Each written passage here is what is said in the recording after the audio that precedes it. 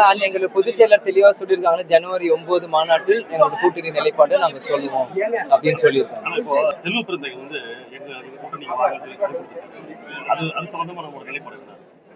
அதை நாங்க அவருக்கு நன்றியை நாங்க தெரிவித்துக் கொள்கிறோம். நாங்க எங்களோட நிலைப்பாடு இன்னைக்கு பாத்தீங்கன்னா தேமுதிக வளர்ச்சியை நோக்கி தான் இன்னைக்கு எங்களோட நிலைப்பாடு இருக்கு. அடுத்த ஒரு 6 மாசத்துல இன்னைக்கு நாங்க செயற்குழு பொதுக்குழு நாங்க கூட்டியிருக்கோம். அன்னைக்கே நாங்க தெரிவிச்சிருந்தோம், இந்த மாதிரி ஜனவரி 9 மாநாட்டில் எங்க பொதுச் செயலர் சொல்லியிருக்காங்க, இந்த மாதிரி ஜனவரி 9 மாநாட்டில் கடலூர்ல எங்களோட கூட்டணியை பத்தி நாங்க சொல்றோம்ட்டு. அதே மாதிரி 234 தொகுதிக்கும் பொறுப்பாளரை போட்டுட்டு அதே மாதிரி தமிழ்நாடு முழுவதும் சுற்றுப்பயணம் செய்யணும், எங்களோட வேலைகள் பணிகள் நாங்க செஞ்சுட்டு இருக்கோம். செல்வப்பிரதி அண்ணனுக்கு இந்த நேரத்தில் நன்றியை நான் தெரிவித்துக் கொள்கிறேன்.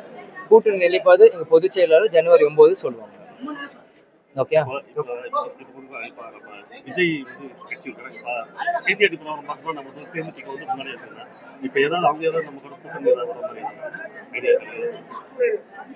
இல்லைங்க, இப்ப பாத்தீங்கன்னா நான் திருப்பி உங்க எல்லா கேள்விக்கும் அதே பதில் தான். இன்னைக்கு நாங்க ஜனவரி 9 இன்னைக்கு எங்களோட நிலைப்பாடு எங்க கட்சி வளர்ச்சி நோக்கி தான் இருக்கு. இன்னைக்கு நாங்க தேமுதிக வளர்ச்சியை நோக்கி தான் நாங்க எங்களோட நிலைப்பாட்டுல அங்க இருக்கோம். பிறகு என்ன கூட்டணியோ அது என்னவோ தேமுதிக பொதுச் செயலர் திருமதி பிரேமலதா விஜயகாந்த் ஜனவரி 9 அறிவிப்பாங்க. டயா பூஸ்டர் சுகருடைய ரிமோட் கண்ட்ரோல் இனி உங்க கையில. அனைத்து மருந்து கடைகளிலும் கிடைக்கும். செய்திகளை உடனுக்குடன் தெரிந்து கொள்ள கீழ்கண்ட கேபிள் மற்றும் டிடிஹெச் நெட்வொர்க்குகளில் எம்நாடு செய்தி தொலைக்காட்சியை காணுங்கள்.